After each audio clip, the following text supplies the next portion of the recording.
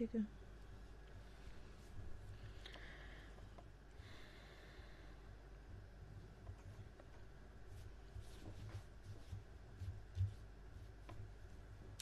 Hello viewers, I am Nilima Srivastava along with my colleague Sunita Dhal from School of Gender and Development Studies.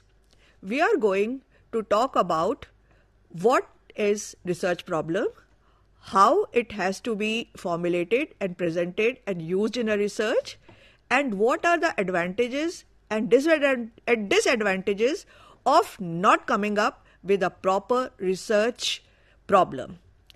So, to begin with, let's look at what will be your learning after going through this session today. So, after this session, you will be able to understand the importance of engaging with research problem for any kind of research that you want to engage with.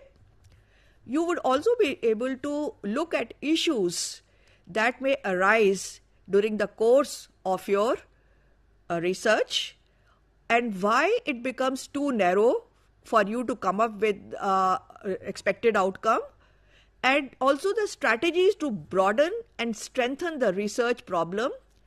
And towards the end of the session, we will be talking about types of research designs and various tools of data collection that are associated with the two methods of research.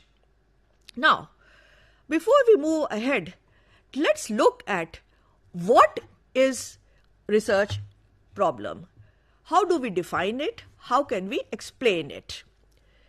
So, to put it very simply for you, it is a gap in existing knowledge, or it can be a challenge or inconsistency in an established theory or an established understanding that is almost a fact. Or you may engage in a real world issue that aims to address the current scenario by way of carrying out a research, and you want to establish a new form of knowledge with the help of revisiting either a real world issue or a challenge, or you fill up a gap.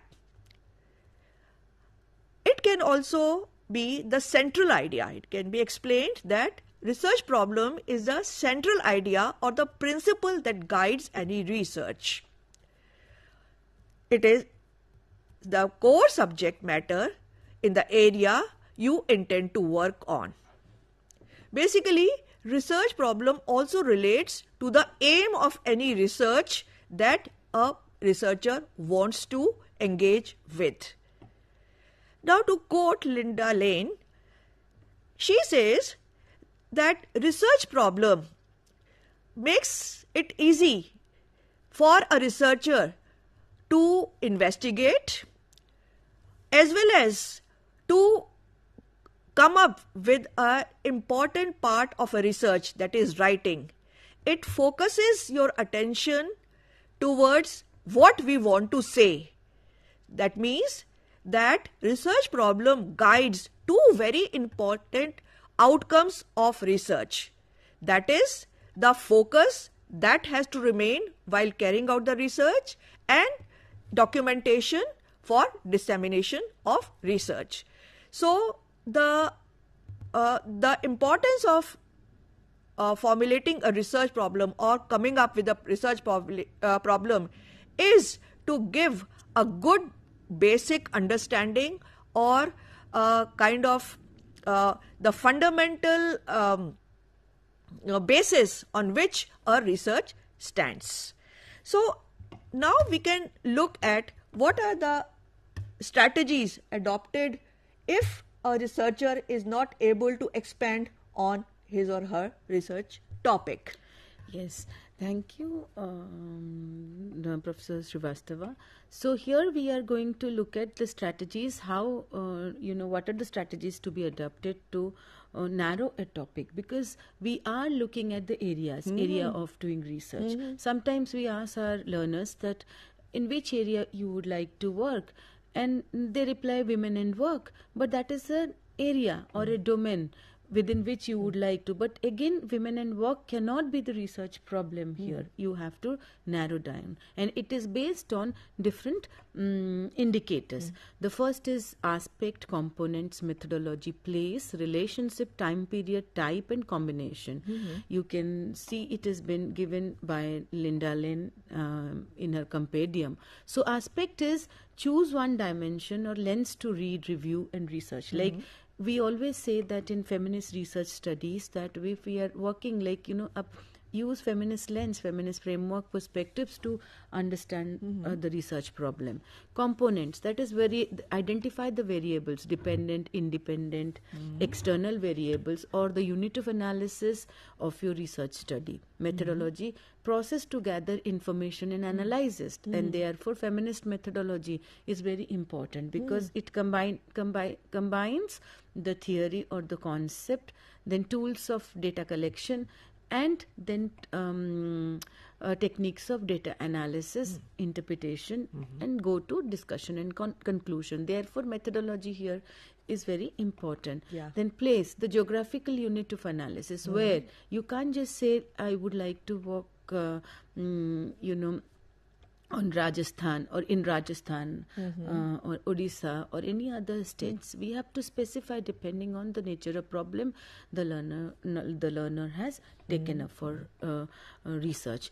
Then relationship. Study the relationship between the set of variables, whether it is in quantitative research or qualitative research. Depending on that, the relationship we have to study, whether it is the causal relationship between variables or what impact variable A will have on variable B. So this is how we are going to study.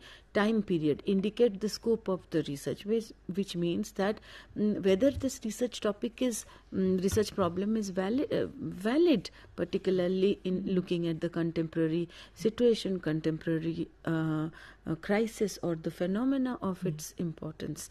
Type, focus on research, people, class, geographical location, gender, disability, sexuality, so on and so forth. And the combination, use two or more of the above strategies to focus your topic for in-depth study. So you not necessarily learners will be able to apply all these strategies. However, it is very important to keep more combination of 2-3 strategies in mind while formulating the research problem. Then we come to the next is, if we become too narrow, if the research problem becomes too narrow, then what are the implications of it on the research? One is that you don't find enough information, so cannot be that specific, that limitation, like what you do find is irrelevant. So you can't even, in terms of sampling, in terms of methodology, in terms of research problems. So because every research, the purpose of research is that it can be contextualized, and the results need to be generalizable, so that it can be further, there is a scope for further research or in the same area. And therefore it is very important for the learners that you should not make too narrow. It may lead to insufficient information while you do or engage with literature review. That's true. Second is you find information that is so specific that it cannot lead to any significant conclusion because of learners will find it, because because every research problem originates from the review literature gap, and therefore then the whole idea here is to bring about new knowledge, and or to the new knowledge will be able to address the existing research gap. And therefore, if the information is so specific, then it becomes like what would be a significant conclusion or the specific recommendations in terms of policy program, or in terms of creating concepts or contributing to the existing body of knowledge, then it is very important for us to look it in relation to the recommendations also. Your sources cover so few ideas that it cannot expand into a significant paper or a dissertation like for the MA. So it is very important that it's very not how to get research papers to be able to read, because when you collect the data, it needs to be interpreted, and the data also needs to be cited in some cases, needs to be substantiated with the help of credible sources, credible literature within the domain of women's and gender studies, and therefore it is important. The research problem is so specific, case specific, that it limits opportunity to generalize or apply the results in other contexts. Yes, this will be seen as a limitation of the research, and at the same time every research has its own limitation, but it is very important that research problem should not be too narrow that it cannot be generalizable in other contexts. And last is the significance of research problem is limited to only a very small unique population. Then again the study needs to be expanded to the similar group of population. So therefore it is always important to in qualitative, if we are doing qualitative research, maximize the context, that is social location, and minimize the content. But in quantitative research, maximize the content and minimize the context. With this, maybe we can how do we broaden the research problem? You can explain. Yeah, so our learners must have understood that how important it is to come up with a research problem which will lead to an outcome which is acceptable to the for the purpose for which the research is being carried out. But if you are stuck with a narrow research problem, here are a few suggestions how to go about it, how to broaden your research problem.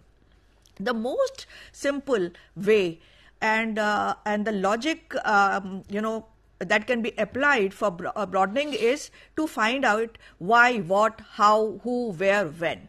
When the research problem can address these questions, automatically your research problem will be broadened. Suppose let's start with why.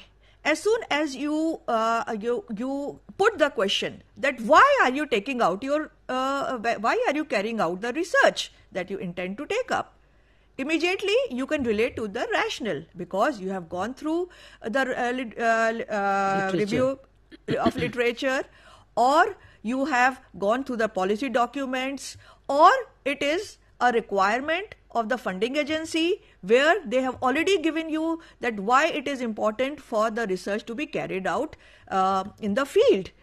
Then the next is what? With what aim are you going to take up a specific research? So this will translate into the aim of your research while documenting your research or while reporting in the form of a report. Then how is very, very crucial, and it is the backbone of any research. How a research is being carried out is the most important aspect of success for any research. If your methodology or how you are carrying out is faulty, your aim will not be fulfilled. The rationale will also not be justified. So methodology has to be very, very carefully and very in a very logical manner applied to any research to come up with a logical conclusion to any research that one needs to conduct. And methodology has various steps that we are going to discuss in some other video, but right now we are just emphasizing that it is important for any research to have a robust methodological framework, so that at every step it is clear that what is the process of carrying out a research study. Then the next one is where are you going to locate your research, or the context in which the research has been planned. As just explained by Dr. Dhal, that it is important that you are carrying out a research where it belongs to. If you are carrying out a research which doesn't relate to the area in which it is being carried out, or the context or the location is too vast, there may be a lot of variation in what you find, which may not be the requirement of your research, especially vis-a-vis the time frame that we are going to talk about next. So what is the location? She just gave an example that you cannot say that you are carrying out a research in the state of Rajasthan. In the state of Rajasthan means that you will have to cover all the districts that are there, and you are perhaps doing your dissertation for your MA, or even taking up research for your PhD dissertation. So probably you don't have enough time to cover all the districts. So you have to contextualize that what is the research area. If it is, suppose, on some tribal issue, then the location has to be a district where there is enough tribal location, because if you carry it out in another district where there is hardly composition of social groups are different. Yeah. So you will not get the desired outcome of your research. So it is very important that you, when you talk about your research problem, you contextualize it in the geographical location also, wherever the research problem is best fitted. And then the most important aspect is time. That how are you going to time your research processes, various research processes. So this was one way of strengthening your research problem. Let's talk about it in more detail, so that if someone is stuck at this point, that he or she feels, or a learner feels, that my research problem is too narrow to carry out the requirement of my assignment, how to broaden it. The other thing is that you may again go back to literature review and start looking at more literature which is already available to a researcher, by way of looking at all the secondary resources of research. Even the primary data like census data also they can look at. And yes, the macro data sets also. NSSO data. All the macro data sets, so that you can add more depth to your research problem, and this will also help in your analysis and ultimately in coming up with with better interpretation of your own data. Then you can also look at the work of other authors, other researchers who have worked on the similar kind of issues, maybe in a different area or in a different location, and find out what are the commonalities and differences, and may come up with a comparative analysis that is being discussed in the related in the first point. You can also identify certain organizations or research centers which are specifically working on the issue that you are researching upon, and you can also contact them to find out or to fine-tune your understanding of the research problem, so that your methodology becomes very strong, and once the methodology is in its place, you can go ahead with the other processes of your data collection. Research, data collection. What are the instruments that you will use? How will you approach the field? So all these things will broaden your research problem. Or how will you approach the field by conducting a pilot study or a feasibility study? So all these ideas will come to you if you talk to people who are already working in the field, or if you go through their reports, their work, so that you can get more ideas as to how to proceed with your own research. So after this, we come to a very, very important aspect, which is again very important for any research, and that is, what is a research design and how does it help a research process? a research design, simply put, can be a blueprint for carrying out any research.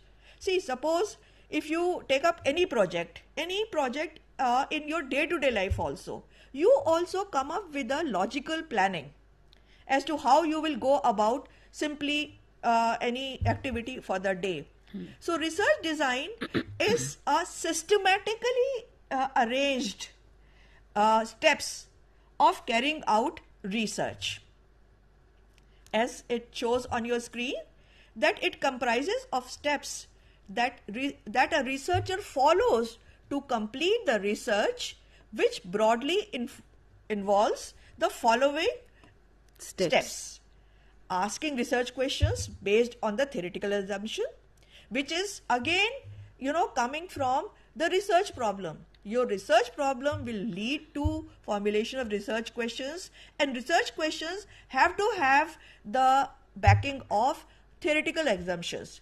Because in academic research, you don't formulate or you don't carry out any research without giving it the understanding of theory or a conceptual framework behind your academic inquiry. Then the next important milestone of your research will be selection of your research participants. If for some reason you are not able to make a judicious selection, which is called sampling in technical terms, obviously the outcome will be different.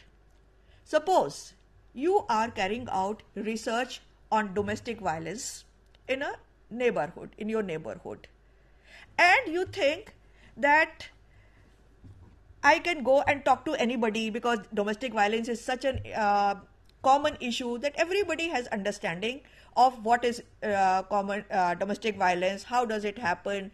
But nature and forms of violence. Yes.